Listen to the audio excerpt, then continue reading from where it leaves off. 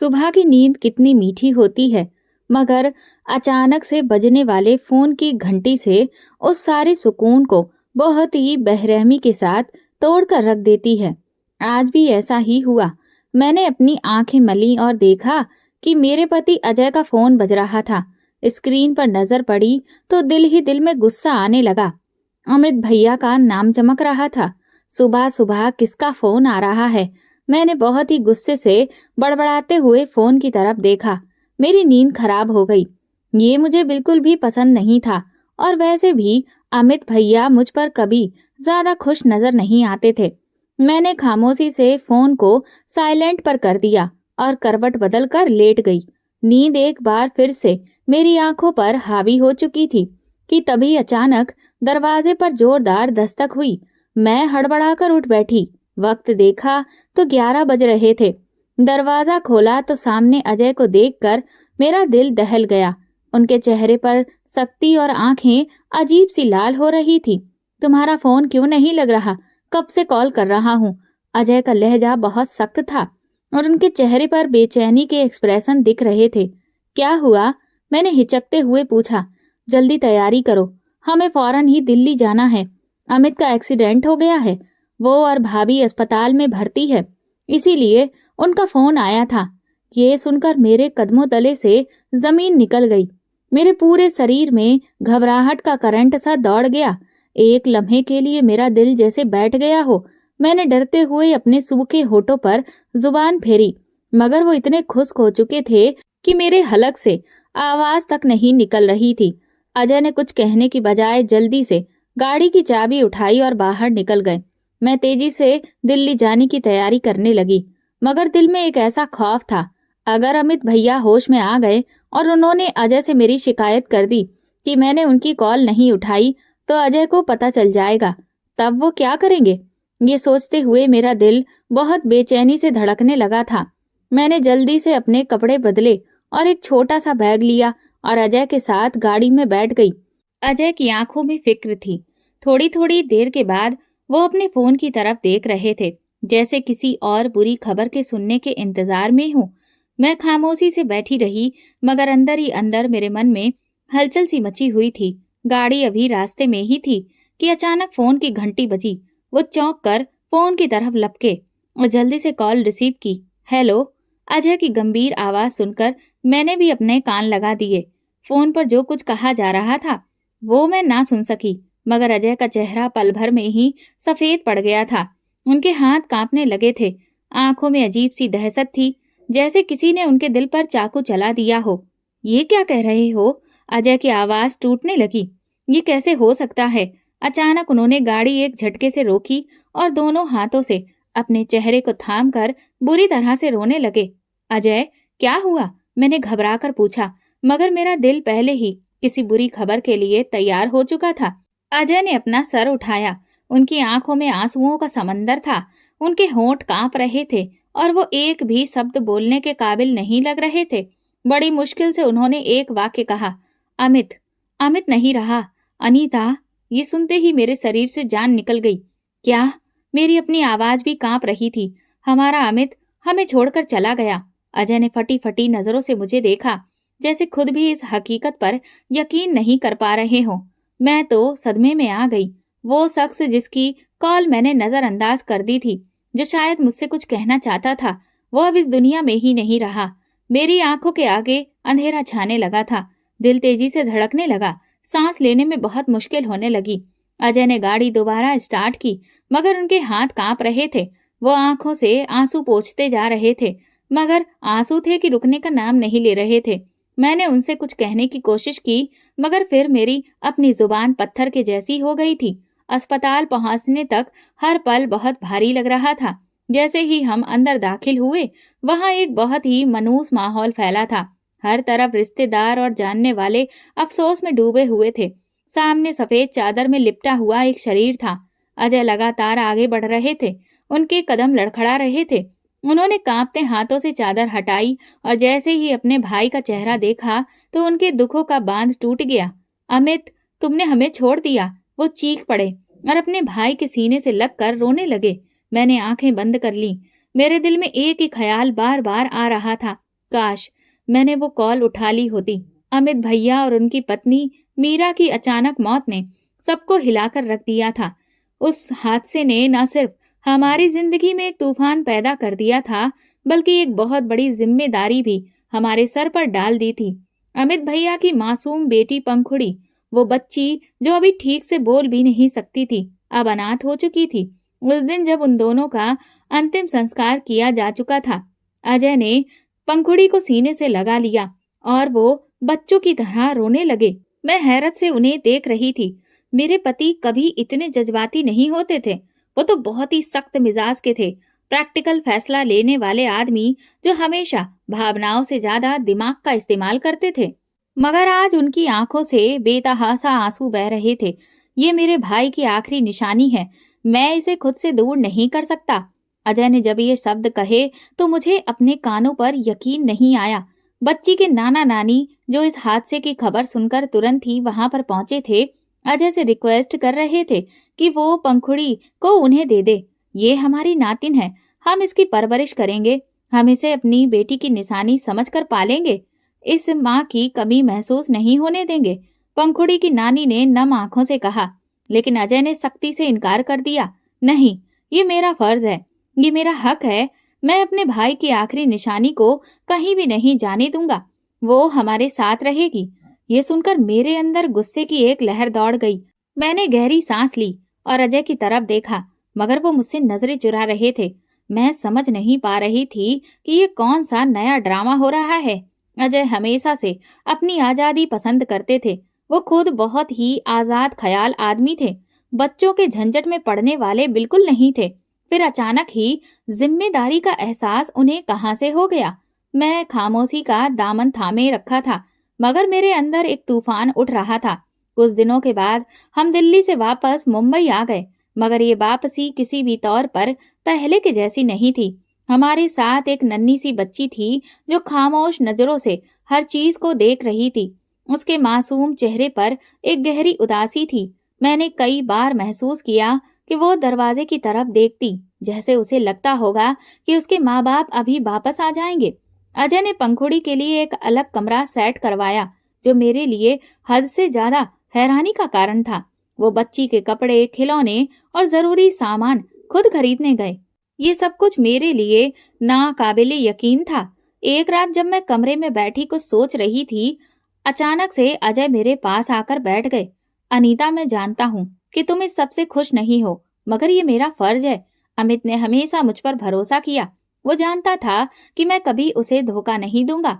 अब जब वो नहीं रहा तो क्या मैं उसकी बेटी को पराया कर दूं? अजय की आवाज में दर्द था। मैंने गुस्से से खुद पर काबू किया। मगर अजय, हमने कभी नहीं सोचा था कि हम किसी बच्ची की जिम्मेदारी उठाएंगे। हमारी अपनी भी जिंदगी है, हमारा अपना सुकून है। तुम अच्छी तरह जानते हो कि मैं कभी भी ये पसंद नहीं किया है, मैंने धीरे से कहा। अजय ने मेरी तरफ देखा, मगर कुछ नहीं बोले। उनकी खामोशी मुझे और ज्यादा गुस्सा दिला रही थी। अगले कुछ हफ्ते मेरे लिए किसी बड़ी परेशानी से कम नहीं थे। पंखुड़ी को इस नए माहौल में एडजस्ट करना मुश्किल हो रहा था। वो ज्यादातर खामोश रहती थी, कभी कभी रातों को जाग जाती और रोती रहती। अजय हर मुमकिन कोशिश करते कि वो खुश रहे, मगर वो मुझसे ज्यादा उनके करीब नहीं जाती थी। एक दिन जब अजय दफ्तर गए हुए थे, तो पंखुड़ी अचानक मेरी तरफ दौड़ी और मेरे करीब आकर खड़ी हो गई। उसकी आंखें आंसुओं से भरी हुई थीं। मम्मा, ये सुनकर मेरे दिल को जैसे झटका लगा। पंखुड़ी बेटा, मैं तुम्हारी मम्मा नहीं हूँ, मैंने सख्त लहजे में कहा और पीछे हट गई। वो मुझे हैरत से देखने लगी। उसकी मासूम आंखों में दुख की एक चमक थी। उस दिन मुझे एहसास हुआ कि शायद मैंने अपने अंदर प्रेम का वो जज्बा नहीं रखती हूँ जो एक माँ में होता है। मुझे लगा था कि सब कुछ मेरे लिए बोझ है और मैं इस बोझ को नहीं उठा सकती। अजय का रवैया मेरे साथ काफी बदल चुका था। वो मुझसे कम बात करते थे, ज्यादा वक्त वो पंखुड़ी के साथ गुजारते थे। मैंने कई बार उन्हें ये देखते हुए सोचा कि आखिर उनके अंदर ये बदलाव कैसे आ गया। क्या वो वाकई में अपने भाई की मोहब्बत में इतना बदल चुके थे, या फिर इसके पीछे कोई और वजह थी। मुझे उनके इस रवैये पर बहुत गुस्सा आता था, मगर मैंने उसे अपने तक ही बनाए रखा था। एक रात जब मैं अजय के फोन में एक मैसेज देखा तो मेरे दिल की धड़कनें रुक गईं। अजय भैया, मैं जानती हूँ कि आप पंखुड़ी के लिए सब कुछ कर रहे हैं, मगर क्या आपको याद है कि अमित भैया ने आपसे क्या कहा था? आप वो बात भूल गए? ये मैसेज पढ़कर मेरे मन में न जाने कितने सारे सवाल एक साथ खड़े हो गए। कौन सी बात अमित भैया ने मरने से पहले अजय को बताने की कोशिश की थी? अजय ने फौरन मैसेज डिलीट कर दिया, मगर मेरे लिए वो कुछ पल ही काफी थे। अमित भैया का क्या कहना चाहते थे? अजय क्या छुपा रहे थे? मेरे दिल में सवाल बढ़ने लगे थे और अब मुझे लग रहा था कि पंखुड़ी की कहानी के पीछे कोई और राज भी छुपा है। अमित भैया के देहांत को कुछ दिन हो चुके थे और हम वापस मुंबई लौट आए थे। पंखुड़ी अब हमारे साथ रह रही थी, लेकिन मेरे दिल में उसके लिए ना मोहब्बत थी, ना कोई हमदर्दी। मेरा रवैया पंखुड़ी के साथ हमेशा खराब था और अजय भी ये महसूस कर रहे थे। एक रात पंखुड़ी अपने कमरे में थी। अजय ने मेरा हाथ पकड़ा और मोहब्बत से मुझे अपने पास किया। अनीता, मैं तुम्हें एक बात बताना चाहता हूँ, अजय ने धीरे से कहा। मैंने फटी आंखों से उनकी तरफ देखा। क्या बात है? मैंने बहुत ही रूखे अंदाज में कहा। अजय ने एक पल के लिए खामोशी साधी और फिर बहुत ही धीरे से बोले, ये बच्ची हमारी किस्मत की चाबी है। ये शब्द सुनते ही मेरी बाछें खिल गईं। मैंने हैरत से और खुशी के मिले जुले एक्सप्रेशन के साथ अजय की तरफ देखा। क्या मतलब? मैंने बहुत बेताबी से पूछा। अजय ने संजीदगी से मेरी तरफ देखा और कहा, अमित ने अपनी जिंदगी में एक बहुत बड़ा कारोबार जमा रखा था और वो कारोबार सीधा पंखुड़ी के नाम पर है। अगर हम उसे अपने पास रखते हैं तो ये दौलत भी हमारे कब्जे में रहेगी। हम चाहें तो इसे अपनी मर्जी के मुताबिक इस्तेमाल कर सकते हैं, मगर इसके लिए जरूरी है कि पंखुड़ी भी हम पर पूरी तरह से भरोसा करे और हमेशा हमारे साथ रहे। ये सुनते ही मेरे दिल में खुशी की एक लहर दौड़ गई। जो बच्ची मुझे हमेशा एक बोझ लग रही थी, वही अब हमारे लिए खुशियों का खजाना खोलने वाली थी। तो तुमने क्या सोचा है?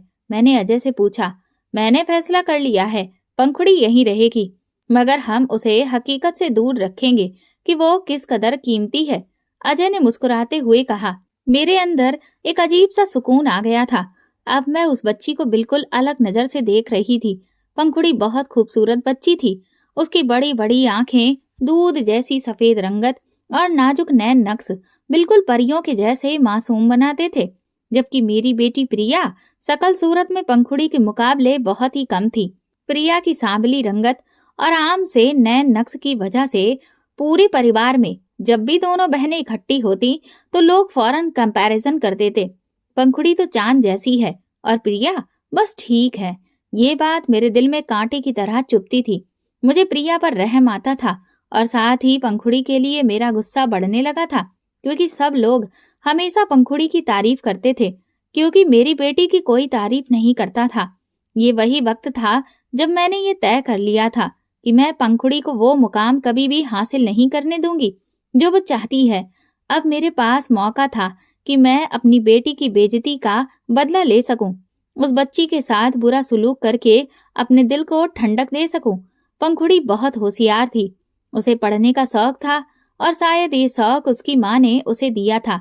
वो अक्सर हसरत भरी नजरों से मेरे बच्चों को देखती जो एक महंगे इंटरनेशनल स्कूल में पढ़ते थे। एक दिन उसने हिम्मत करके अजय से कह दिया, ताऊ, मम्मा कहती थी कि पढ़ना लिखना बहुत जरूरी होता है। वो मुझे स्कूल से छुट्टी नहीं करने देती थी। प्लीज मुझे दोबारा किसी स्कूल में एडमिशन दिला दीजिए।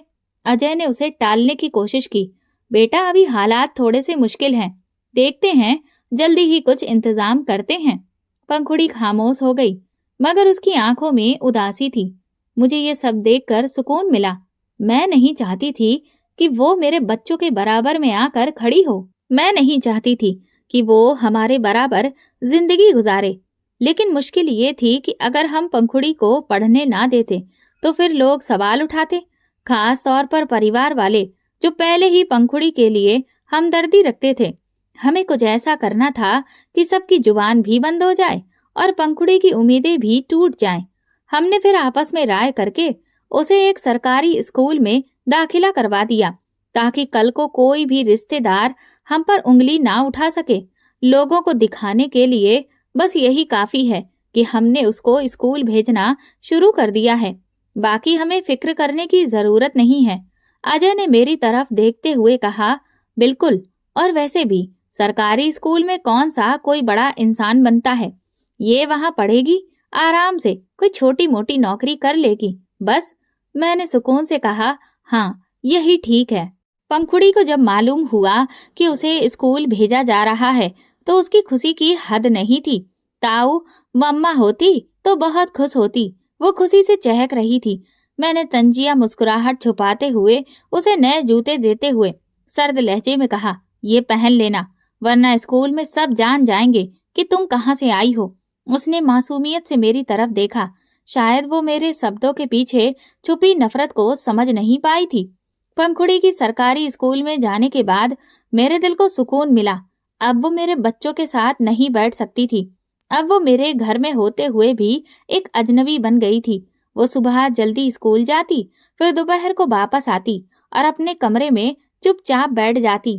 कभी कभार रात को उसके कमरे से सिसकियां सुनाई देती, मगर मैंने कभी भी जाकर उसे तसल्ली नहीं दी। ये सब कुछ जरूरी है अनीता। अगर हम ज्यादा उस पर नरमी दिखाएंगे तो ये हम पर हावी हो जाएगी। हमें सिर्फ उस पर काबू रखना है ताकि दौलत हमारे हाथ से ना निकल जाए। अजय ने मुझे एक दिन समझाया। हाँ मैं जानती हूँ और ये अच्छी तरह से समझती भी हूँ कि हमें क्या करना है। मैंने पूरे इत्मीनान के लहजे में कहा, अब पंखुड़ी हमारी जिंदगी का हिस्सा तो थी, मगर एक ऐसे मेहमान की तरह जिसे हमने दिल से कभी कबूल नहीं किया था। वह हमारी किस्मत की चाबी थी, मगर हमने उसे कभी भी मोहब्बत नहीं दी, कभी अपना नहीं समझा। पंखुड़ी की खूबसूरती मेरे दिल में नफरत का बीज बो चुकी थी। मैंने तय कर लिया था कि मैं उसे किसी भी तरह से आगे नहीं बढ़ने दूंगी। अगर वो किसी तरह तरक्की करती तो खानदान में तो सब यही कहती कि पंखुड़ी अमित भैया की बेटी है और वो अपने पिता की तरह ही बहुत अच्छी है। जबकि मेरे बच्चे, जिन पर मैंने ढेर सारा पैसा लगाया, फिर भी मामूली से नंबरों के साथ मुश्किल से पास होते हुए नजर आते थे। लेकिन मैं ये सब कुछ किसी भी कीमत पर बर्दाश्त नहीं कर सकती थी। सबसे पहले मैंने पंखुड़ी को घर के कामों में उलझाना शुरू कर दिया। वो सुबह स्कूल से आती तो मैं उसे सांस लेने की मोहलत दिए बिना काम पर लगा देती। पंखुड़ी बर्तन धुल दो, ये सारे कपड़े प्रेस कर दो, इस फर्श को साफ कर दो, ये किचन का काम कर लो। मैं उसे इतना ज्यादा काम देती कि वो थकान से बिल्कुल निडाल हो जाती और उसके बाद उसे स्कूल का काम करने की फुर्सत ही नहीं मिलती। फिर जब वो मुश्किल से होमवर्क करने बैठती तो मैं कोई ना कोई बहाना बनाकर उसकी किताबें उससे छीन लेती। ये क्या है, अब तुम स्कूल के काम में इतनी मेहनत करोगी, तुम्हारी माँ ने तुम्हें बिगाड़ दिया था, मैंने तंजिया लहजे में कहती रही और उसकी कॉपी के पन्ने फाड़ देती। पंखुड़ी की आंखों में आंसू आ जाते, मगर वो कुछ भी ना कहती। वो बहुत धैर्यवान बच्ची थी। उसने कभी भी मुझसे बहस ही नहीं की, कभी अपने हक के लिए आवाज ही नहीं उठाई। जब भी वो थकान से चूर होकर किसी काम में देर करती या थोड़ा सा भी गलत कर देती तो मैं उसे बेरहमी से मारती। निकम्मी लड़की, कोई काम भी ढंग से नहीं कर सकती। मैं उसे झंझोड़ती और कभी चेहरे पर थप्पड़ भी लगा देती, कभी हाथों पर लकड़ी से पिटाई करती तो कभी उसके कान मरोड़ देती। पंखुड़ी रोते रोते कोने में दुबक जाती। वो बेचारी कई बार अजय के पीछे छुपने की कोशिश करती, मगर वो हमेशा आंखें चुरा लेते। अजय कई बार मेरे रवैये को देखते, मगर वो मुझे कुछ भी कहने की हिम्मत नहीं करते थे। शायद वो जानते थे कि अगर उन्होंने ये हिम्मत की तो फिर घर में एक बहुत बड़ा हंगामा खड़ा कर दूंगी। एक दिन पंखुड़ी ने गलती से जब एक गिलास तोड़ दिया तो मैंने गुस्से में आकर उसे जोर से धक्का दे दिया। वो दीवार से जा टकराई और उसका माथा फूट गया। वहां से खून बहने लगा, मगर वो चुपचाप खड़ी रही। ये सब तेरी अपनी गलती है, सारा दिन सपनों में खोई रहती है, मैंने दांत पीसते हुए कहा और उसे चेहरा धोने का आदेश दिया। रात को जब मैंने देखा, वो चुपचाप अपने जख्म पर हाथ रखे लेटी थी। मेरी बेरहमी बढ़ती ही जा रही थी। मैंने उसके खाने पीने पर भी सख्ती करना शुरू कर दिया था। अगर कभी अजय किसी महंगे होटल से खाना लेकर आते तो मैं उसे साफ शब्दों में कह देती कि ये सब कुछ सिर्फ मेरे बच्चों के लिए है, तुम्हारे लिए हमने सादा रोटी और चाय कॉफी बना दी है। वो खामोशी से अपनी प्लेट उठा लेती और जो कुछ मिलता वो खा लेती। जल्दी ही मेरा व्यवहार इस हद तक पहुंच गया कि अगर वो बीमार हो जाती तो मैं उसे डॉक्टर के पास भी लेकर नहीं जाती। एक बार उसे बहुत तेज बुखार था उसके बावजूद वो घर के काम कर रही थी। मैंने उसे बिस्तर पर सोने की इजाजत नहीं दी थी, बल्कि ये हुक्म दिया था कि वो पूरा किचन साफ करे। रात को जब मैं अपने बेडरूम में आराम कर रही थी, तो कमरे के बाहर से धीरे धीरे सिसकियां सुनाई दी। मैंने झुझलाकर दरवाजा खोला। अब क्या मुसीबत है? पंखुड़ी कोने में दुबकी हुई थी। उसका शरीर कांप रहा था और वो सर पर हाथ रखे बैठी थी। मेरे सर में बहुत दर्द हो रहा है ताई, वो बहुत मुश्किल से बोली। ज्यादा ड्रामा मत करो, चुपचाप सो जाओ, सुबह स्कूल भी जाना है, मैंने सख्ती से कहा और दरवाजा बंद कर लिया। अजय पास में ही लेटे थे। उन्होंने एक नजर मेरी तरफ देखा, मगर कुछ नहीं कहा। अगली सुबह पंखुड़ी की हालत बहुत खराब हो चुकी थी, मगर मैंने उसे जबरदस्ती स्कूल भेज दिया। अजय सब कुछ देख रहे थे, मगर वो खामोश थे। वो शायद जानते थे कि अगर वो मेरे खिलाफ कुछ कहेंगे तो आफत आ जाएगी। अनीता, शायद तुम पंखुड़ी के साथ कुछ ज्यादा ही सख्ती कर रही हो, एक दिन उन्होंने हिचकते हुए कहा। ओहो, अब तुम्हें उसका ख्याल आ रहा है? जब यह हमारे बच्चों से ज्यादा होशियार बन रही थी, तब तुम्हें कुछ महसूस नहीं हुआ? मैंने तंजिया अंदाज में कहा। अजय ने कोई जवाब नहीं दिया। वो मेरी फितरत को बहुत अच्छी तरह से समझते थे और किसी मुश्किल में पड़ना नहीं चाहते थे। इन तमाम परेशानियों के बाद भी पंखुड़ी की उम्मीद अभी भी जिंदा थी। एक दिन जब अजय शाम को घर आए, तो पंखुड़ी दौड़ती हुई उनके पास गई और बोली, ताऊ, क्या मैं अपनी क्लास की बाकी लड़कियों की तरह नए कपड़े ले सकती हूँ? मेरी यूनिफॉर्म बहुत पुरानी हो चुकी है। अजय कुछ बोलते ही वाले थे कि मैं फौरन बीच में दखल देकर बोली, नए कपड़ों की जरूरत नहीं है, पुराने काफी हैं, और ज्यादा नखरे ना दिखाओ। पंखुड़ी की आंखें झुक गईं। उस दिन मैंने उसके चेहरे पर पहली बार उदासी और हार देखी, जैसे वो अब अच्छी तरह से समझ चुकी हो कि वो कभी भी हमारे दिल में जगह नहीं बना पाएगी। मैंने दिल ही दिल में सोचा, यही तो मैं चाहती थी कि ये जान ले कि ये हमारे साथ रह सकती है, मगर हमारे जैसी कभी भी नहीं बन सकती। पंखुड़ी की ये बेबसी ज्यादा देर तक कायम नहीं रहने वाली थी। किस्मत के खेल भी निराले होते हैं, और शायद कुदरत ने मेरे लिए कुछ ऐसा सोच रखा था जिसके बारे में मैंने कभी सपनों में भी नहीं सोचा था। जब से पंखुड़ी हमारे घर आई थी, ऐसा लगता था कि जैसे किस्मत ने हम पर मेहरबानी शुरू कर दी थी। मैंने कभी नहीं सोचा था कि इस बच्ची की बदौलत हमें इतना ज्यादा फायदा होगा। अमित भैया की प्रॉपर्टी का बिजनेस काफी मजबूत था और उनके करीबी दोस्त हर महीने एक अच्छी खासी रकम हमारे घर भिजवा देते थे।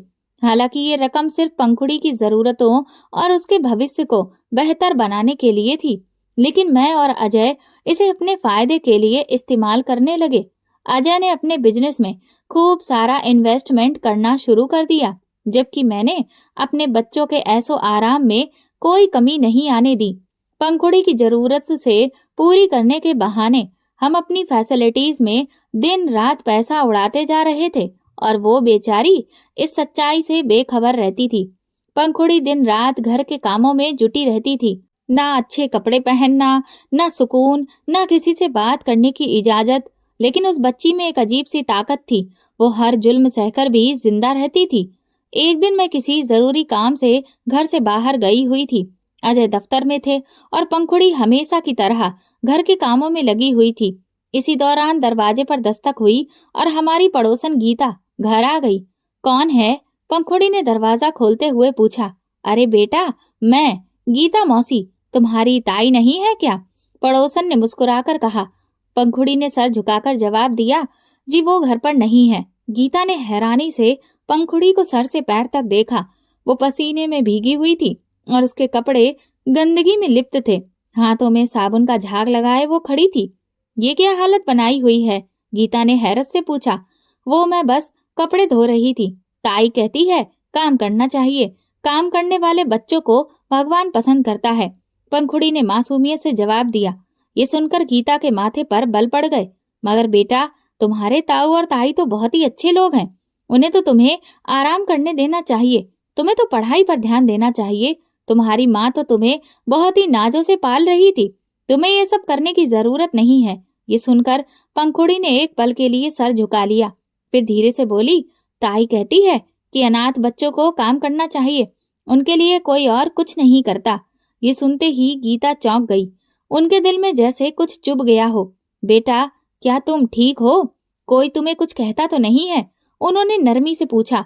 पंखुड़ी ने अपना सर झुका लिया और बस इतना कहा कि मैं अपने दोस्त से कहूंगी कि वो मुझे इंसाफ दिलाएगा। ये सुनकर गीता हैरान हो गई। दोस्त? कौन दोस्त?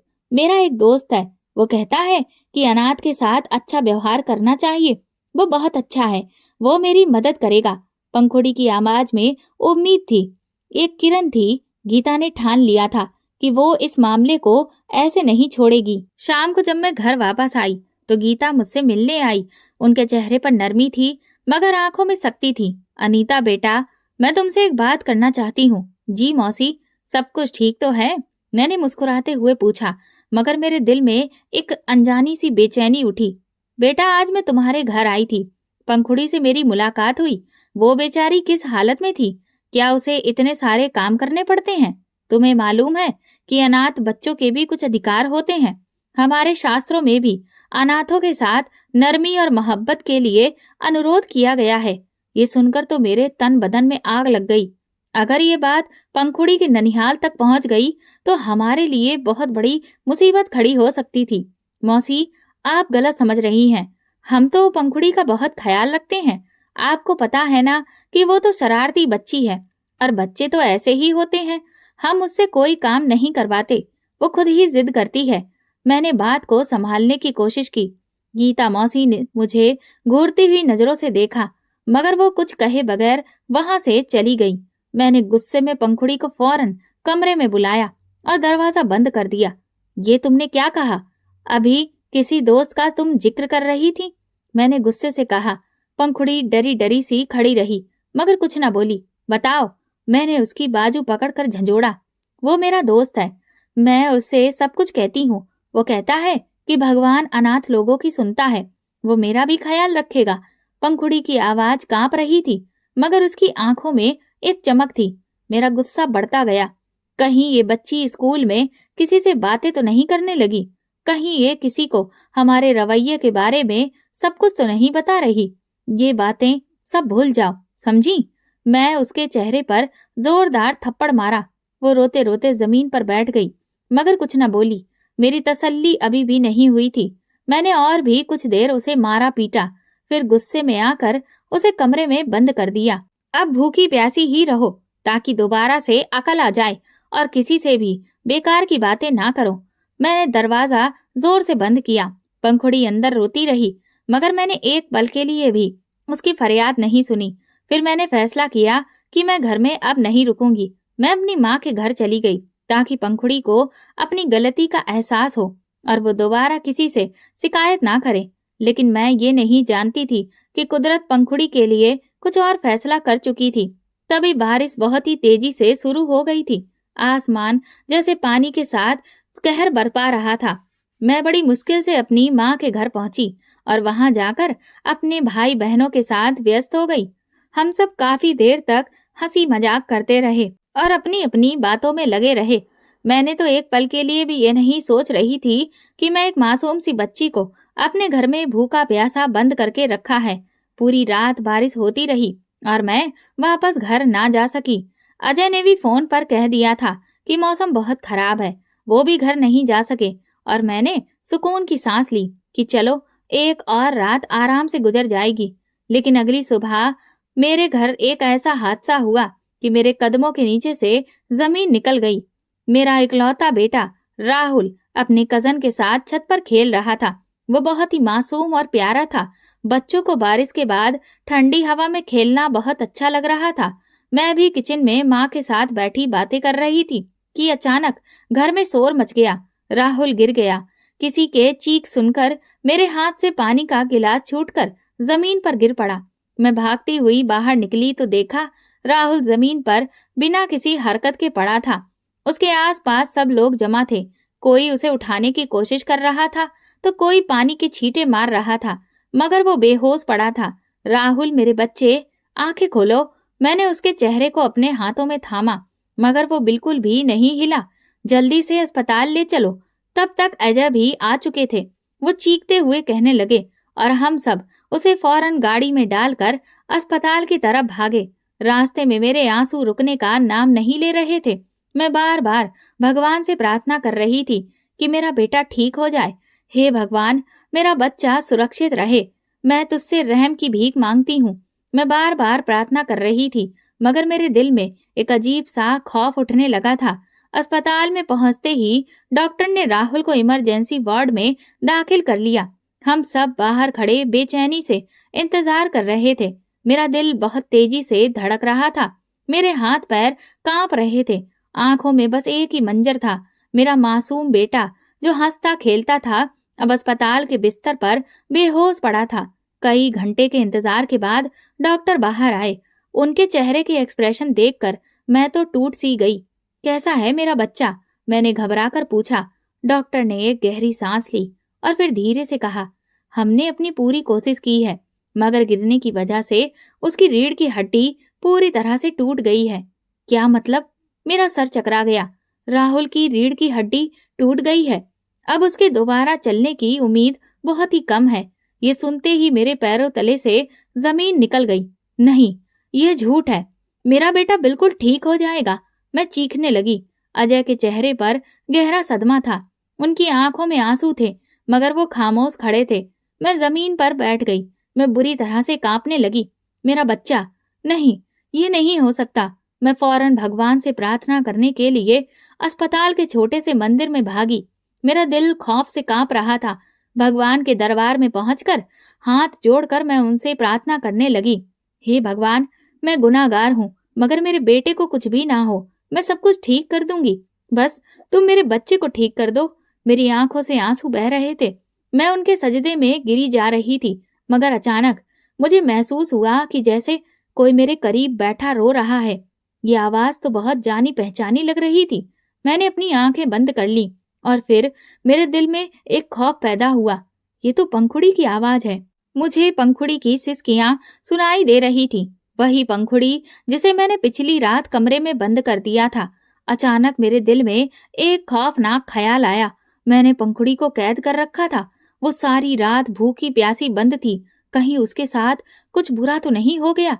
मेरे अंदर डर की एक भयंकर लहर दौड़ गई। मैंने जल्दी से प्रार्थना खत्म की और अकेले ही घर की तरफ भागी। बारिश रुक चुकी थी, मगर हर तरफ पानी भरा हुआ था।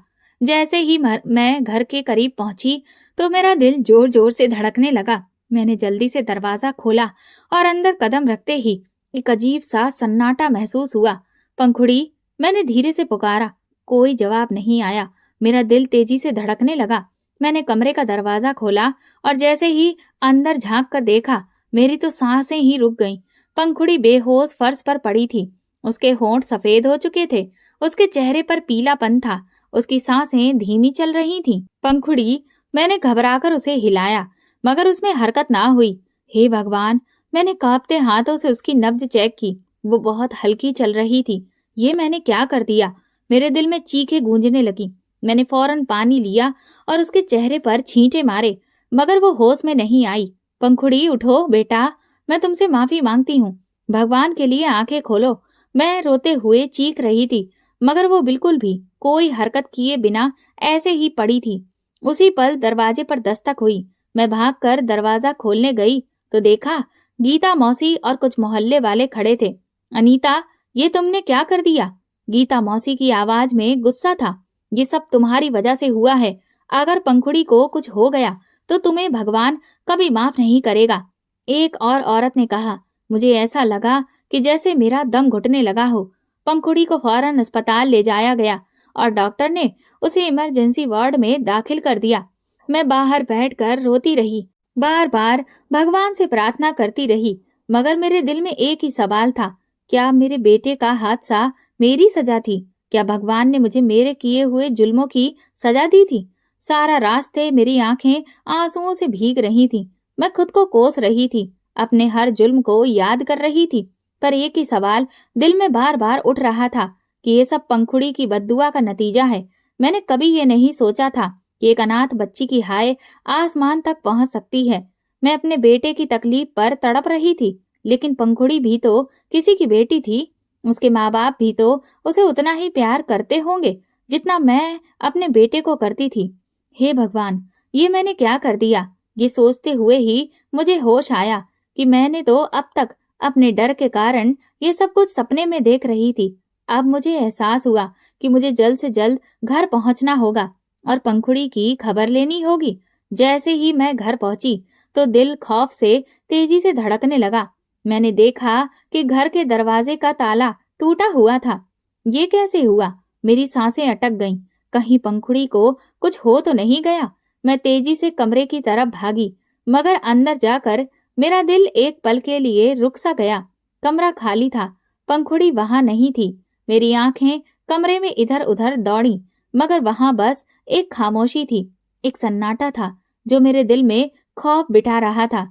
हे भगवान, कहीं मैंने अपनी संगदिली से उस बच्ची की जान तो नहीं ले ली? मैं कमरे के कोने पर नजर डाली, जहां एक तरफ उसका बिस्तर पड़ा था, वहां एक छोटा सा कागज रखा था। मेरे कदम अपने आप उसकी तरफ बढ़ गए और कांपते हाथों से मैंने उस कागज को उठाया। जैसे ही मेरी नजर उस पर पड़ी तो मेरी तो आत्मा कांप गई। ये पंखुड़ी का खत था जो उसने भगवान को लिखा था। प्यारे भगवान जी, आप तो सब कुछ जानते हैं, मगर फिर भी मैं आपसे शिकायत करना चाहती हूँ। मेरी ताई मेरे साथ बहुत बुरा सुलूक करती है। वो मुझे अच्छे कपड़े नहीं देती, मुझे बहुत मारती है, मुझे खाना भी ठीक से नहीं मिलता। मैंने ताऊ से कई बार कहा कि मुझे अच्छे स्कूल में पढ़ना है, मगर ताई कहती है कि मैं बेकार हूँ, मुझे पढ़ने की जरूरत नहीं है। भगवान जी, क्या मैं वाकई अच्छी चीजों के काबिल नहीं हूँ? मेरी माँ हमेशा कहती थी कि भगवान सब कुछ देखता है, वो अनाथ से प्यार करता है। भगवान जी, अगर आप वाकई मुझे देख रहे हैं तो मुझे मेरे माँ बाप के पास बुला लीजिए, या फिर मुझे किसी ऐसी जगह ले जाइए जहाँ कोई मुझे मारे नहीं, मुझे बुरा भला ना कहे, मुझे पढ़ने से ना रोके।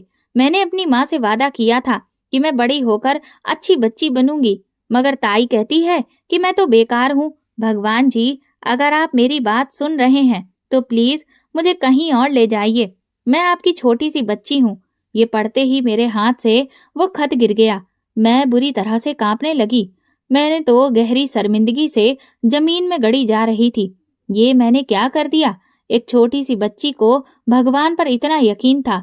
उसने अपनी तकलीफें किसी इंसान से नहीं कही, बल्कि सीधा भगवान से शिकायत लगा दी। और मैं, जो इतनी बड़ी और समझदार थी, ये भूल चुकी थी कि भगवान किसी भी चीज से अनजान नहीं है। भगवान ने मुझे मेरे जुल्म की सजा दे दी। मैं वहीं पर भगवान से घुटनों के बल बैठकर प्रार्थना करने लगी और फूट फूट कर रोने लगी। हे भगवान, मैं बहुत बड़ी गुनाहगार हूँ। मैंने एक अनाथ बच्ची पर जुल्म किया है। मैंने उसके साथ ऐसा सुलूक किया जिसका मुझे कोई भी हक नहीं था। मेरी हिचकियां बंद हो गईं। मैं लगातार रो रो कर अपने गुनाहों की माफी मांग रही थी कि तभी अचानक दरवाजे पर हल्की सी आवाज सुनाई दी। मैंने सर उठाया और आंसुओं से भरी धुंधली आंखों से दरवाजे की तरफ देखा। दरवाजे पर गीता मौसी खड़ी थी और उनके साथ पंखुड़ी थी। मेरे दिल को जैसे किसी ने झंझोड़ कर रख दिया। पंखुड़ी के चेहरे पर एक अजीब सी खामोशी थी, जैसे वो सब कुछ समझ चुकी हो, जैसे वो जानती हो कि उस पर क्या बीती है। गीता मौसी ने गुस्से से मेरी तरफ देखा। अनीता, तुम इंसान हो या पत्थर? ये मासूम बच्ची तुम्हारी भतीजी है और तुमने इसे एक कमरे में बंद कर दिया था।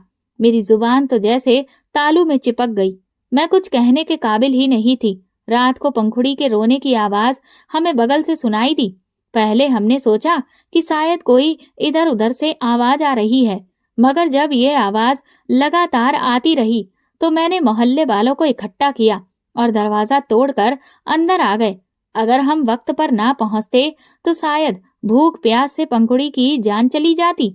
ये सुनते ही मेरे दिल पर जैसे कोई चोट लगी। ये मैंने क्या कर दिया? गीता मौसी की बात खत्म होने की देर थी कि मुझे एक और झटका लगा। पंखुड़ी के नाना नानी को खबर पहुंचा दी गई है और वो उसे लेने आ रहे थे। नहीं, मैं बुरी तरह से चीख पड़ी। पंखुड़ी नहीं जा सकती। लेकिन मैं ये क्यों कह रही थी? क्या मुझे अपनी गलती का एहसास हो चुका था, या मुझे इस बात का डर था कि पंखुड़ी के चले जाने के बाद वो रकम भी बंद हो जाएगी जो हर महीने उसके लिए आई थी? पंखुड़ी की खामोश आंखों ने मेरी तरफ देखा। उसकी नजरों में न गुस्सा था, न नफरत था, न कोई बदला लेने की ख्वाहिश। बस एक अजीब सी खामोशी थी जो मेरी रूह को झंझोड़ रही थी। अजय भी उस वक्त तक घर पर पहुंच चुके थे और वो चुपचाप खड़े हुए सब कुछ देख रहे थे। यही भगवान का इंसाफ है अनीता। अजय की आवाज में एक अजीब सा दुख था। मेरे आंसू मेरे काबू में नहीं थे। मैंने पंखुड़ी के साथ जुल्म किया और भगवान ने मेरे बेटे की खुशियां मुझसे छीन ली। मैंने एक मासूम बच्ची पर जुल्म किया और आज मैं खुद भगवान के रहम की भीख मांग रही हूँ। मेरे हाथ कांप रहे थे। मुझे महसूस हो रहा था कि दुनिया की हर चीज मेरे हाथों से निकल रही है और भगवान का फैसला हमेशा इंसाफ के लिए होता है। दोस्तों, अगर आपको हमारी ये कहानी पसंद आई हो तो प्लीज कमेंट करके जरूर बताइए और वीडियो को ज्यादा से ज्यादा लाइक और शेयर करिए। चैनल पर नए हैं तो सब्सक्राइब करें और हाँ, नोटिफिकेशन बेल को जरूर दबाएं ताकि अगली अपडेट सबसे पहले आपको मिले। धन्यवाद।